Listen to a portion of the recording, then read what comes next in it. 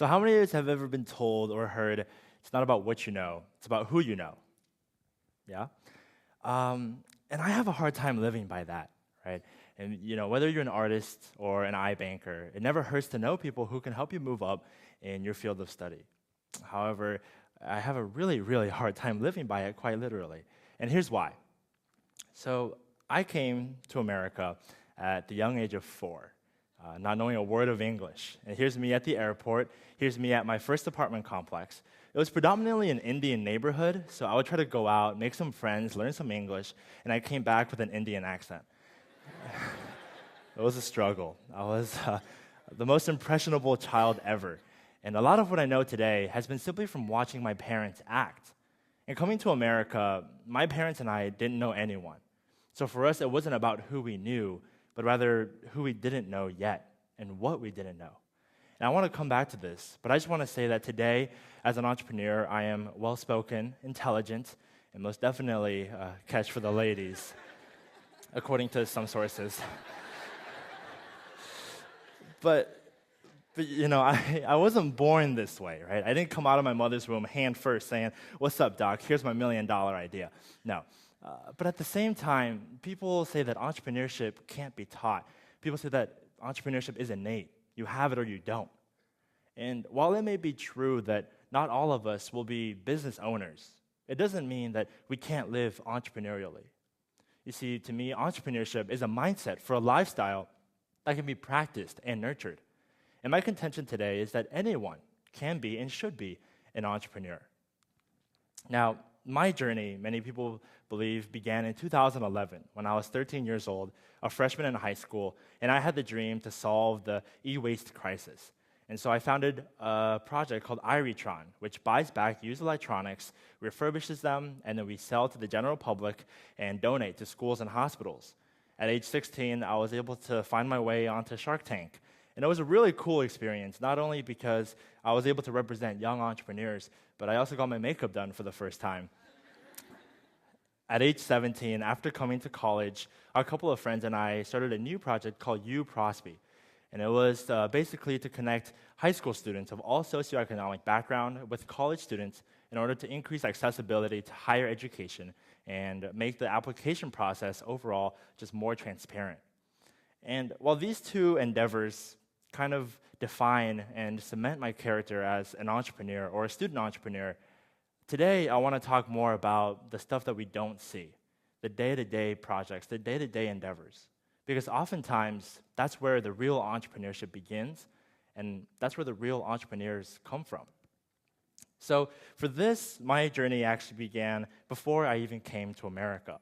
Prior to living in California, my parents instilled within me this mindset in which I should not be afraid to do anything.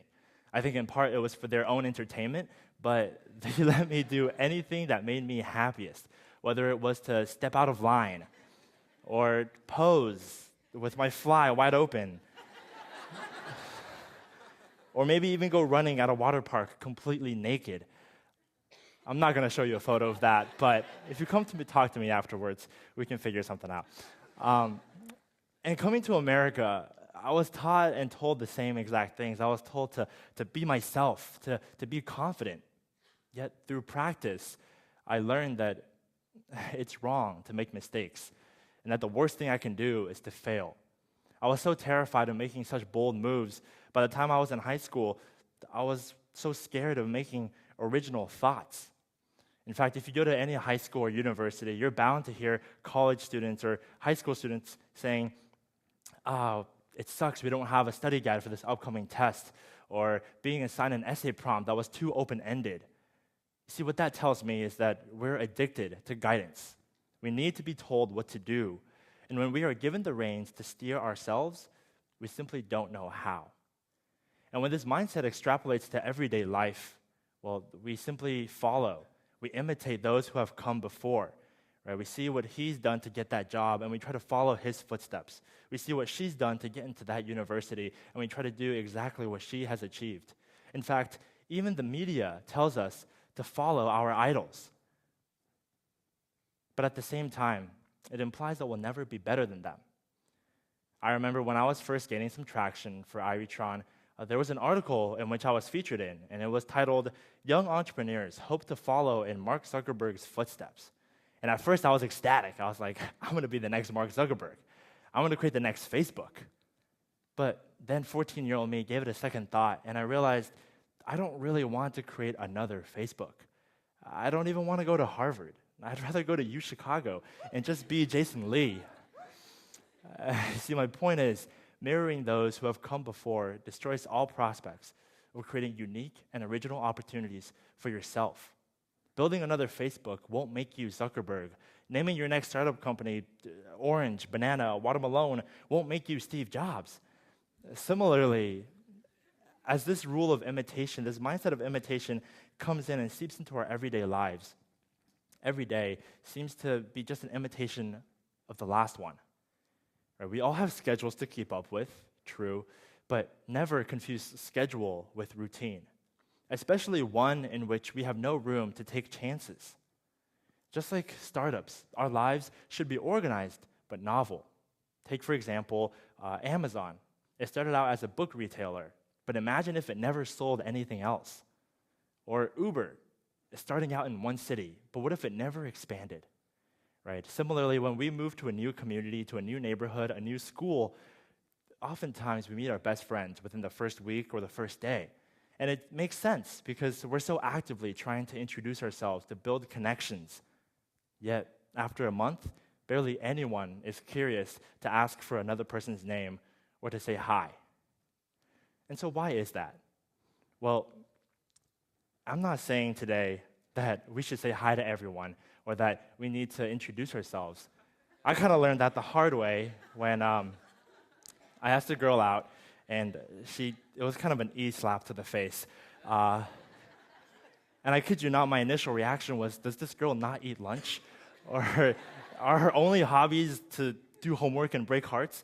But after this event of my sophomore year in high school, I learned that sometimes failures will be had, risks will be taken, and I'm not saying here that we should go out on every limb, but at the same time, too often, especially as we grow up, we start believing that we know enough about ourselves and those around us, right? Just take a look around you. I want us to try something. I want you guys to try to raise your hand if you are sitting anywhere close to a stranger. Look to your left, your right, up high. Great. Now, keep your hands up if you've asked for their name. All of them down. How about their favorite color? What about their occupation? What's their shoe size? What's their mom's name? You see, we don't ask these questions because our excuse is that we're respecting personal boundaries. But more so, I think it's that we're fearful of stepping outside of ourselves, of leaving our comfort zone. And you see, back to the idea of it's not about who you know, it's about who you don't know yet, or who you don't know. Well, the concept really lies within all of us. You see, every day we're given opportunities to make a new friend, to build a new connection, or to maybe start a company. But more often than not, we don't take up on these opportunities. So why is that? Well, the answer is simple.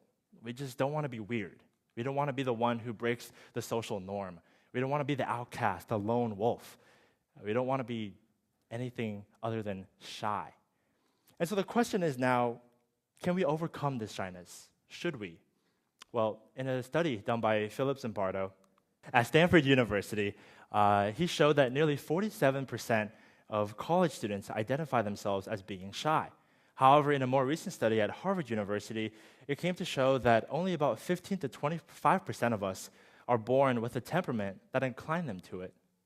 And so if only about 20% of us are born shy, yet by the time adulthood hits, half of us are considered shy, the only logical conclusion is that shyness is acquired along the way. And if shyness is not inherent, then I think we can grow out of it just as easily as we grew into it. And the key to doing that is to trust your gut rather than your mind. You see, because every day we have these inclinations, we have these initial thoughts of, I like his shirt, or that's a cool restaurant I want to try. But before we can internalize these ideas, our mind tells us, don't be awkward, You don't have time. You can't even find a date. But, but what if? What if we took an active chance to say yes? We can start today by introducing ourselves to a random stranger on the bus and learning their story.